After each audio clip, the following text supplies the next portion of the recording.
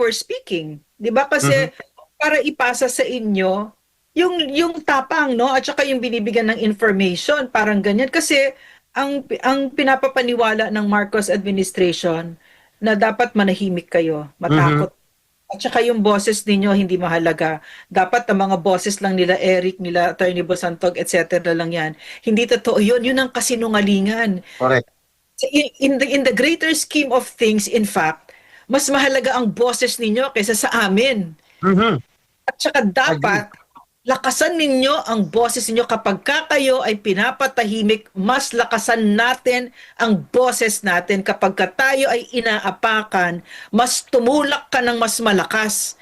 At saka dapat talaga lahat tayo ngayon ay nagsasalita. Dapat lahat tayo may boses. Ang ganda-ganda ng mga nakikita kong mga organic products, no? Nakikita ko Mhm. yung nakakatawa yung mga mukhang buwaya, si Martin Romualdez. Ang ganda-ganda talaga kasi ganito yun, tambalos-los, walang nagbabayad sa kanila. Yan ang sovereign nation, sovereign people na pinagtatawanan sila na talagang lahat tayo nagkakaisa, boses natin will drown out the lies of the Marcos administration. Ganyan, walang tatahimik ngayon.